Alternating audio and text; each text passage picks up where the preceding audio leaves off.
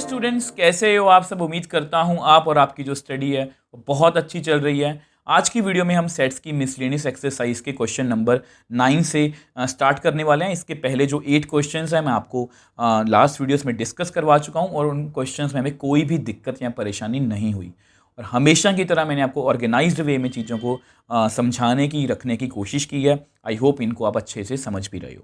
आपकी नॉलेज के लिए बता दूं कि ये जो क्वेश्चन नंबर 9 है ये बेसिकली नई एनसीईआरटी का है। अगर आपके पास पुरानी एनसीईआरटी तो ये क्वेश्चन नंबर 11 है, तो आपने इस तरह की कोई भी टेंशन नहीं लेनी। मैं आपको साथ साथ में गाइड करता चलूंगा। तो एक अच्छे मन से, एक पॉजिटिव मन से आज की वीडियो को शुरू कर। Let A and B are two sets if A intersection X is equal to B intersection X is equal to 5। ये दोनों इक्वल है, इसकी वैल्यू कितनी है 5। A union X and B union X आपस में इक्वल है for some set X. X कोई भी सेट हो सकता है। Then show that A is equal to B. अब इसका ना आप अगर बुक में देखोगे तो एनसीईआरटी में इसका हिंट गिवन है कि डिस्ट्रीब्यूटिव लॉ से इसको आप कर सकते हो। तो मैं आपको वही करवाऊंगा जो बुक में दिया गया, बट इसको मैं एक और मेथड से भी करवाऊंगा जो ज़्यादा इजी है, क्योंकि यहाँ पर जो मेथड मैं आपको बताऊंगा ना वो थोड़ा सा क्रैमिंग वाला है कि हमें वो स्टेप्स याद रखने पड़ेंगे और पेपर में कई बार ऐसा होता है कि हमें वो स्टेप्स या कुछ चीज़ें याद नहीं रहती, तो आपको एक ट्रेडिशनल मेथड भी आना चाहिए। तो सबसे पहले फर्स्ट मेथड की बात करते हैं। अब देखो, सबसे पहले फर्स्ट मेथड की बात करते हैं जिसमें हमें हिंट दिया गया है।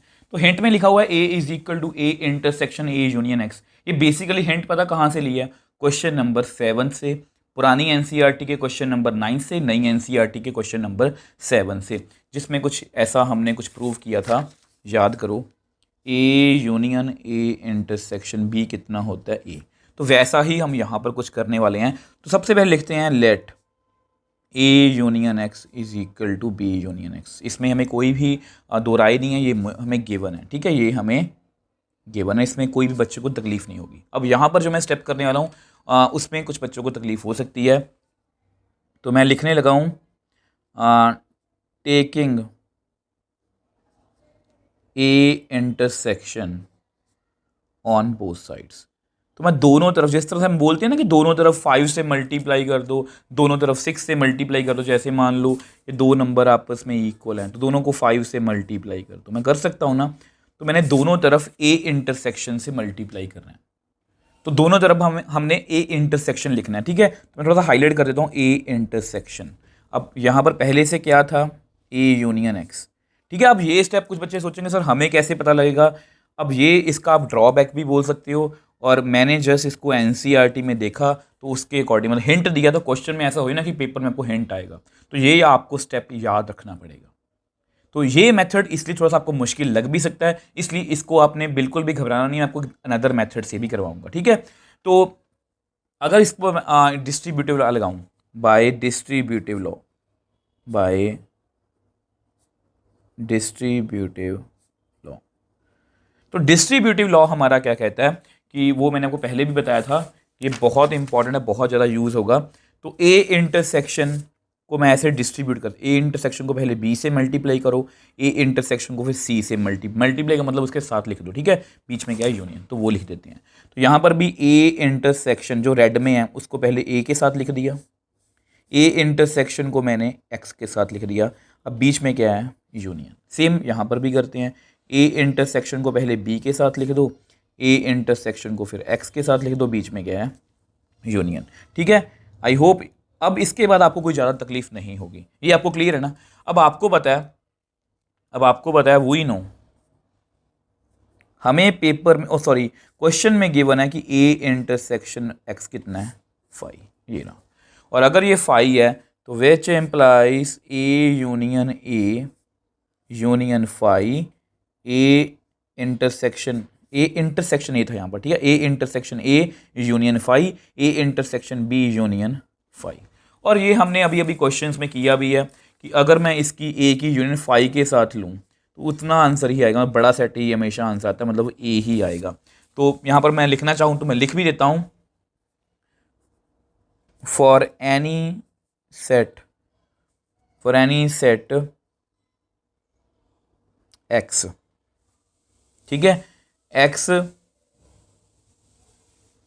एक्स यूनियन 5 कितना होगा? हमेशा एक्स, मतलब यूनियन से हमेशा बड़ा आंसर आता है। तो इसका मतलब इसका आंसर कितना आएगा? इसमें यूनियन करूंगा तो A intersection A is equal to A intersection B, इतना आंसर आएगा, ठीक है। अब आपको पता है आल्सो अगर मैं ए की इंटरसेक्शन ए के साथ ही कर दूं तो आंसर ए ही आएगा। फिर अगर आपको कभी भी कंफ्यूजन हो ना, आपको कभी भी ये लगे कि ये क्रैमिंग वाली बात है, इसकी इंटरसेक्शन ए के साथ 1 2 3 की इंटरसेक्शन 1 2 3 के साथ कर दो, कॉमन क्या आएगा 1 2 3, मतलब सेम सेट ही आएगा। तो इसका मतलब which implies A is equal to A intersection B. अब इसको आप लिख के रख लो, इससे ज़्यादा मैं इसको सॉल्व नहीं कर सकता, इसको आप नंबर 1 दे दो। ठीक है। अब हम क्या करने वाले हैं, अब हम क्या करेंगे, फिर से let A union X is equal to B union X, फिर से वही स्टेप हम लिखेंगे। अब हम क्या करेंगे, टेकिंग, अब आप स्टेप्स को समझते हो, अब टेकिंग बी इंट, इस पर पहले मैंने ए इंटरसेक्शन किया था, अब मैं बी इंटरसेक्शन कर रहा हूं ऑन बोथ साइड्स। तो करते हैं, तो देखो कितना आएगा, इसको हाईलाइट करते हैं, बी इंटरसेक्शन, तो यहाँ पर कितना आएगा, A union X is equal to B intersection B union X. ठीक है, हाईलाइट भी कर दिया। अब इसको फिर से बाय डिस्ट्रीब्यूटिव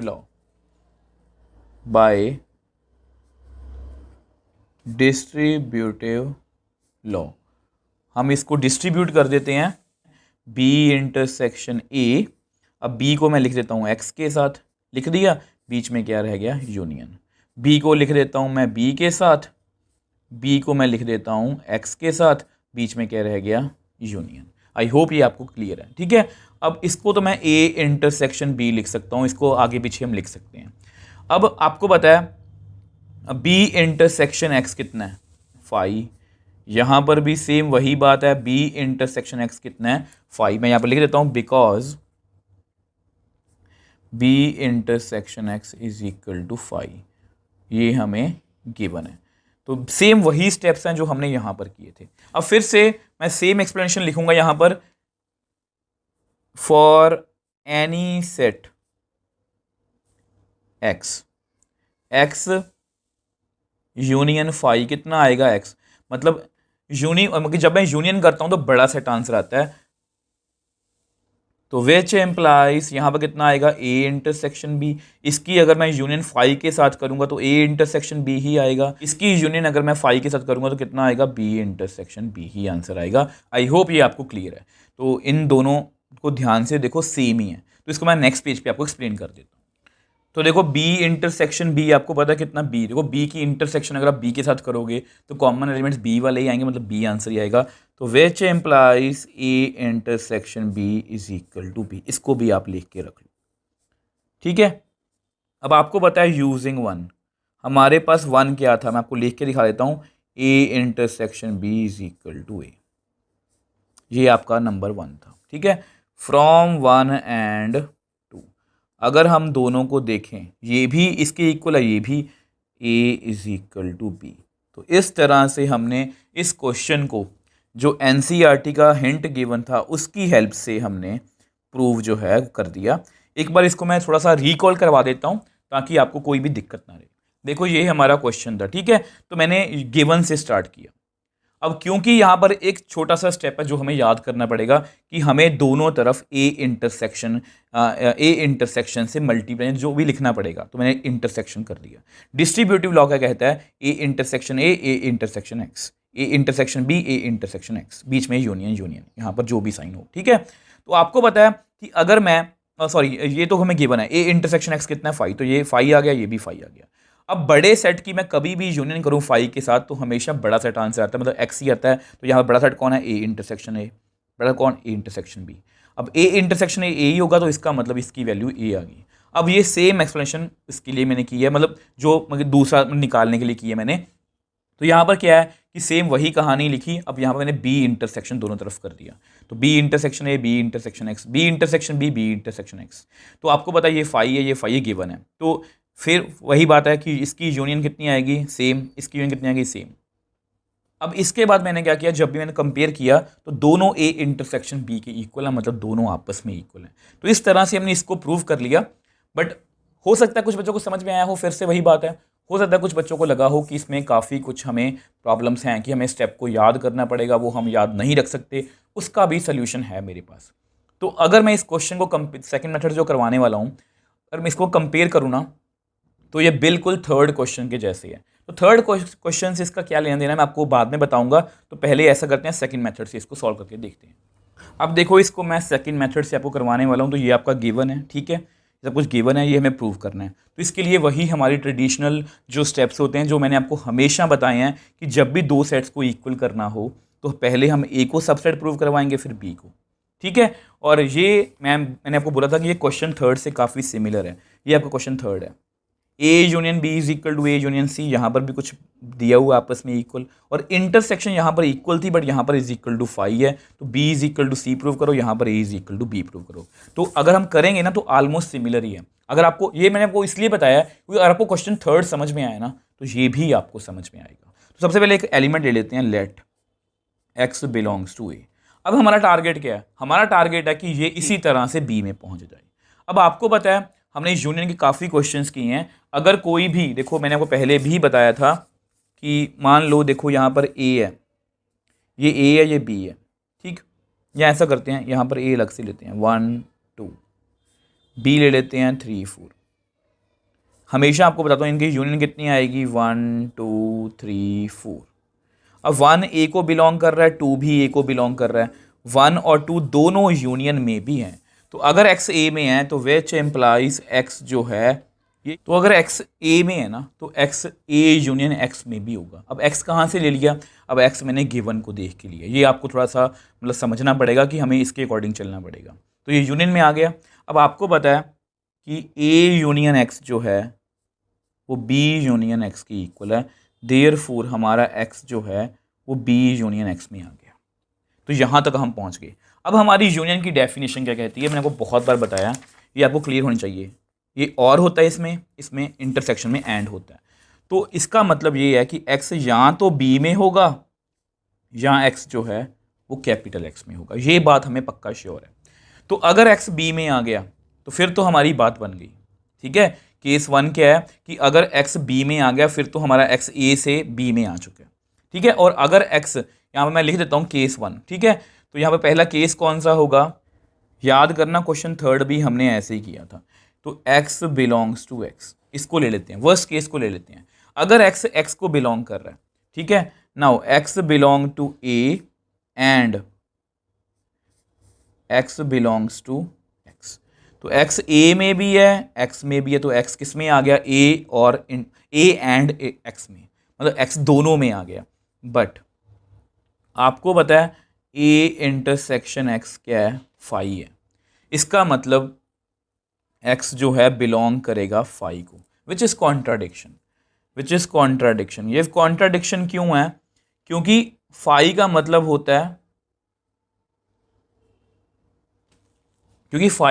होता है, जो अपना बोलते हैं ना कि खाली सेट, तो उसमें कोई भी एलिमेंट नहीं हो सकता। तो देयरफॉर x जो है वो x को बिलोंग नहीं करेगा। तो मैं आपको लिख के दिखा देता हूँ। अब देखो मैंने वही लिखा है कि कॉन्ट्राडिक्शन है बिकॉज 5 एक एम्प्टी सेट है और x कभी भी एक एम्प्टी सेट में कोई एलिमेंट नहीं हो सकता। तो इसका मतलब x जो है, जो हमने केस लिया था वो गलत हो गया, वो इसको x को बिलोंग करेगा ही नहीं।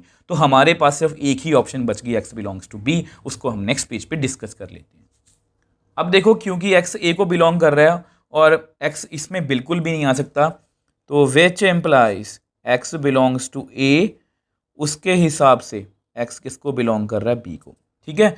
एज, यहाँ पे एज लिखो, as x belongs to a which implies x belongs to b, therefore every element of a is present in b, therefore a is subset of b। तो ये हमने प्रूव कर दिया, इसको नंबर 1 दे दो। अब हम क्या करेंगे, अब हम उल्टा सोचेंगे।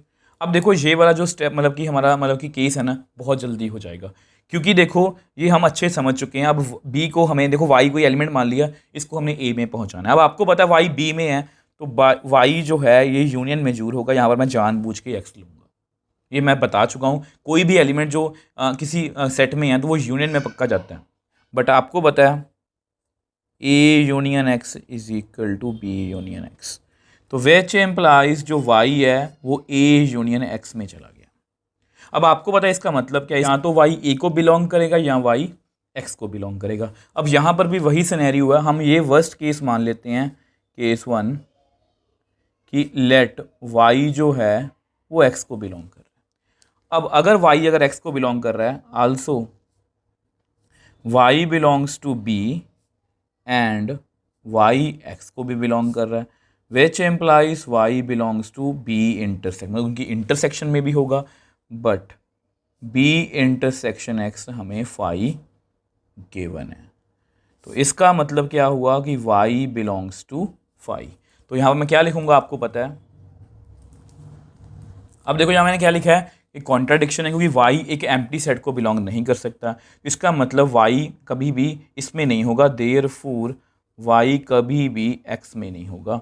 तो we left with one option that is y belongs to a। ठीक है, अब y b को बिलोंग कर रहा था, y कहाँ पर पहुंच गया, a में। इसको मैं आपको नेक्स्ट पेज पे लिख के दिखा देता हूँ। अब देखो y b में था, y a में पहुंच गया, इसका मतलब हर एक एलिमेंट b का a में प्रेजेंट है, मतलब b is subset of a। इसको आप नंबर 2 दे दो यूजिंग 1। आपको पता 1 में क्या हमने प्रूव किया था, a is subset of b from 1 and 2, from 1 and 2 a is equal to b। तो इस तरह से हमने इसको ट्रेडिशनल मेथड से भी प्रूव कर दिया। अब मैं ये नहीं बोल रहा कि यही आपने करना है, मैं ये नहीं बोल रहा कि आपने फर्स्ट ही करना है, आपको जो अच्छा लगे आप कर सकते हो। अब देखो इसमें क्या था, मैंने देखो इसमें a is equal to B prove करवाना था, मैंने a से स्टार्ट किया। अगर x a में है तो वो उसकी यूनियन में चला गया, यूनियन में। ठीक है, अब ये किसके इक्वल थी, तो b यूनियन x के। तो x जो है हमारा वो b यूनियन x में आ गया। अब x या तो b में होगा या x में होगा। अगर x a मतलब कि x में है तो x जो है वो a और x दोनों में, तो इसकी इंटरसेक्शन में वो कितनी थी, 5। और अगर x 5 को बिलोंग कर रहा है, जो ये कॉन्ट्राडिक्शन है, इसका मतलब x हमारा सिर्फ b में होगा। तो a का हर एक एलिमेंट b में आ गया। सेम वैसे से यही प्रोसीजर मैंने y के लिए किया, y b में माना, b से वो b यूनियन x में गया, उससे वो a यूनियन x में गया। तो y a में होगा या x में। अगर y x में है तो वो मतलब b और x दोनों में है तो वो इंटरसेक्शन में चला गया, इंटरसेक्शन 5 के इक्वल है। तो इस तरह से y हमारा a में पहुंच गया। आई होप ये दोनों मेथड आपको अच्छे से समझ में आए हैं। देखो फर्स्ट मेथड में दिक्कत क्या थी कि वहां पर हमें फर्स्ट स्टेप जो है वो हमें क्रैम करना पड़ेगा। अगर आपको वो क्रैमिंग जचती है तो आप वो मेथड के साथ जा सकते हो। अगर आपको लगता है कि मुझे क्रैमिंग नहीं करनी होगी, पेपर में पता नहीं क्वेश्चन कहाँ से आ जाएगा, तो आप इस ट्रेडिशनल मेथड से जा सकते हो। ये मेथड की सबसे बड़ा बेनिफिट ये है कि ये कभी भी फेल नहीं होता, इसमें आपको कुछ भी क्रैम नहीं करना। आपके जस्ट बेसिक क्लियर होने चाहिए यूनियन के, इंटरसेक्शन के, डिफरेंस के या कॉम्प्लीमेंट के। तो ऐसे हमने कितने ही क्वेश्चंस किए आप देख लो, जैसे हमने 6th भी किया, 7th 8th कुछ भी काफ़ी क्वेश्चंस किए हैं। तो सभी में हमने ट्रेडिशनल मेथड से का यूज़ किया है और ये सब जगह एक जैसा ही काम करता है। अब देखो सेट्स चैप्टर के लास्ट क्वेश्चन की बात करते हैं। अब ये जो क्वेश्चन है ये बेसिकली नई एनसीईआरटी का लास्ट क्वेश्चन है। अगर आपके पास पुरानी एनसीईआरटी तो कंफ्यूज मत होना, ये उसका क्वेश्चन नंबर 12th है और उसके बाद जितने भी क्वेश्चंस हैं वो सब डिलीट हो चुके हैं नई एनसीईआरटी में से। बहुत इजी क्वेश्चन है, find the sets A B and C such that A intersection B intersection C and A intersection C are non empty sets and उनकी तीनों की इंटरसेक्शन 5 है। तो बेसिकली एग्जाम्पल देके हमें ये क्वेश्चन करना है। हमें 3 सेट्स ऐसे ढूंढने हैं कि उनकी आपस में जो इंटरसेक्शन है वो तो नॉन एम्प्टी हो, मतलब वो खाली, मतलब खाली ना हो। ठीक है, उनमें कुछ ना कुछ एलिमेंट्स हों, एक हो, दो हो, कुछ भी हो सकता है, बट उनकी तीनों की इंटरसेक्शन 5 है। बहुत ईजी, मैं आपको बताऊंगा कि किस तरह से हमें एग्जाम्पल लेनी है। तो पहले ना एक सेट ले लेते हैं ए। कोशिश करना इसमें 2 एलिमेंट्स ही लेना, 1 और 2 ले ली मैंने। ठीक है, अब आपको पता है मैं लिख देता हूं यहां पर, now take B in such a way that a intersection b not equal to 5, मतलब ये 5 नहीं होना चाहिए। ठीक है, तो b क्या लूंगा, therefore b is equal to, जानबूझ के मैं 2 और 3 ले रहा हूँ। ठीक है, तो which employees a intersection b कितना आया, 1 और 2 इंटरसेक्शन 2, 3। तो कॉमन क्या है दोनों में, 2। ठीक है, तो क्लियरली ए इंटरसेक्शन बी का आंसर कितना आ रहा है, 2, which is not equal to 5। तो ये लिख के रख लो। ठीक है, अब इसके बाद हमें क्या करना है, अब हमें सी लेना है ताकि बी और सी की जो है वो इंटरसेक्शन 5 ना हो। अब देखो, अब हमें बी इंटरसेक्शन सी, मतलब वो फाई नहीं होना चाहिए, तो सी इस तरह से लेना है। तो आपको पता है मैं सी को इस तरह से लूँगा, बी में देखो, अब ना एक बात मैं आपको बता देता हूँ आपकी नॉलेज के लिए। अब यहाँ पर ना सी, कुछ बच्चे ये सोचेंगे, कुछ बच्चे ये कहेंगे कि सी को सर 3,4 ले लो, ठीक है, आपकी नॉलेज के लिए बता रहा हूँ। तो बी इंटरसेक्शन सी कितना होगा, 3 कॉमन है, तो ये सही है। बट अगर आप ए इंटरसेक्शन सी करोगे, क्योंकि आपने 3,4 लिया है, ए में कौन कौन कौन से हैं 1 2, सी में कौन कौन से हैं 3 4, फिर उनमें 5 हो जाएगा। तो इस तरह से जो सी है ना वो आपने 3 4 नहीं लेना, आप क्या करो, इसको 3,1 ले लो जानबूझ के, ताकि ये ए के साथ भी मतलब कि जो है वो इसकी इंटरसेक्शन 5 मतलब कि ना हो। तो अब सी इतना आ गया ना, तो which therefore B intersection C, B कितना है 2,3, सी कितना है 3,1, इनका कॉमन पोर्शन कितना है 3, तो which implies B intersection C कितना आ गया 3, which is not equal to 5। ठीक है, तो ये मतलब कि हमें क्लियर हो गया। अब इसके बाद हमें क्या करना है, इसके बाद ए इंटरसेक्शन सी। अब ए इंटरसेक्शन सी मतलब मैं आपको लिख के दिखाया, तो मैंने आपको बता ही दिया कि अगर हम ए और सी की, देखो ए और सी, नाउ अब हमें सेट लेने की जरूरत नहीं है, ए इंटरसेक्शन सी, ए कितना है 1,2, इंटरसेक्शन सी कितना है 3,1। अब आप मेरे को बताओ इसमें कॉमन क्या है, यस 1, तो therefore A intersection C is equal to 1 not equal to 5। तो हमने तीनों सेट्स ले लिए इस तरह से। सबसे पहले देखो मैंने क्या किया, ए ले लिया 1 2, दो ही इसमें एलिमेंट लेने की कोशिश करना, ठीक है। तो मैंने बी को इस तरह से ले ताकि उनमें एक एलिमेंट कॉमन हो, जैसे 2 कॉमन है, ठीक है। अब मैंने सी को इस तरह से लेना था ताकि उनमें बी और सी में भी कुछ कॉमन मतलब कि हो। तो कुछ बच्चे बोलेंगे सर 2 और 3 के साथ कॉमन 3,4 ले लो, तो 3 कॉमन आएगा, बट वो ए और सी में फिर दिक्कत करेगा। तो मैंने जानबूझ के सी को ऐसा लिखा है कि एक एलिमेंट तो उसका बी के साथ कॉमन हो और एक एलिमेंट ए के साथ कॉमन हो। तो इस तरह से तीनों जो हैं हमारी नॉन एम्प्टी हैं। इसको आपको नेक्स्ट पेज पे एक्सप्लेन कर देता हूँ। अब देखो मैंने आपके सामने सेट लिख दी है, आपको पता है ये सभी नॉन एम्प्टी हैं। नाउ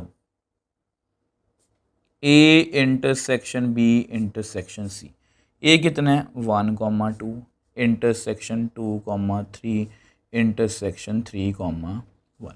अब वह देखा जाए तो 1 2 में है इसमें नहीं है, 2 2 में है इसमें नहीं है, 3 दोनों में है इसमें नहीं है, मतलब कुछ भी कॉमन नहीं है। अगर आपको कंफ्यूजन हो रही है तो इसको आप ऐसे ही कर लो, इन दोनों में कॉमन क्या है 2। अगर हम इन दोनों की पहले बात करें तो इन दोनों में कॉमन क्या है 2, इंटरसेक्शन 3,1। अब इनमें कॉमन क्या है कुछ भी नहीं, तो देयरफॉर ये कितना आ गया हमारा 5। तो ये मैंने आपको एग्जाम्पल लिखने का तरीका भी बता दिया और क्वेश्चन कैसे सॉल्व होना है वो तो आपको बताया, बस साथ में मैंने ये भी बताया कि एग्जाम्पल लेनी कैसे है। कोई भी दो एलिमेंट लो, फिर बी को इस तरह से हमने लेना है कि उसका एक एलिमेंट ए के साथ कॉमन हो, और सी को इस तरह से लेना है उसका एक एलिमेंट बी के साथ कॉमन हो और एक एलिमेंट जो है वो ए के साथ कॉमन हो। तो इस तरह से अगर आप करोगे तो आपको ऐसे किसी भी क्वेश्चन में दिक्कत नहीं आएगी। तो इस तरह से हमारा चैप्टर कंप्लीट है। मैंने अपने पूरे एफर्ट्स लगाए हैं इस पूरे चैप्टर में कि आपको कहीं पर भी कोई दिक्कत ना आए, कहीं पर भी आपको ये ना लगे कि हम क्वेश्चंस को क्रैम कर रहे हैं। मैंने हर कंसेप्ट आपको क्लियर करने की कोशिश की है, ईजी और ऑर्गेनाइज्ड वे में आपके सामने चीज़ें रखने की कोशिश की हैं। सभी एक्सरसाइजेस की आपको मैंने माइंड मैप देने की कोशिश की है। माइंड मैप जिसको मैं ये बोलता हूँ, ठीक है, ये सारे आपके माइंड मैप्स हैं। और इस चैप्टर में जो भी ओल्ड और न्यू एनसीईआरटी में डिफरेंस है और जो भी इस चैप्टर का रोड मैप है, इन दोनों वीडियोस का लिंक भी आपको इस चैप्टर की प्लेलिस्ट में मिल जाएगा, जिसमें आप रोड मैप को भी देख सकते हो। दोनों शॉर्ट वीडियोस हैं और ओल्ड और न्यू एनसीईआरटी में जो भी डिफरेंस है वो भी आप देख सकते हो, क्योंकि कुछ बच्चों के पास नई एनसीईआरटी होगी, कुछ बच्चों के पास पुरानी एनसीईआरटी होगी। तो आपको किसी भी तरह की कोई टेंशन नहीं लेनी है, आपको जस्ट अपना जो फोकस है वो स्टडी पे रखना है। अगर आप इस तरह से करोगे ना तो आपको किसी भी तरह के कोई कॉम्पिटेंसी बेस्ड क्वेश्चन में, केस स्टडी, एमसीक्यू, कहीं पर कोई दिक्कत नहीं आएगी। अगर आपको फिर भी कोई डाउट है आप मुझे नीचे कमेंट बॉक्स में लिख सकते हो, मैं हमेशा आपका रिप्लाई करने की कोशिश करता हूँ। आप हमारा डाउट ग्रुप या मुझे इंस्टाग्राम पर भी मैसेज भेज सकते हो, मैं वहाँ पर भी आपका हमेशा रिप्लाई करने की कोशिश करता हूँ। अगर आपको वीडियो थोड़ी सी भी हेल्पफुल लगी तो वीडियो को लाइक कीजिए, शेयर कीजिए और इस चैनल को सपोर्ट कीजिए।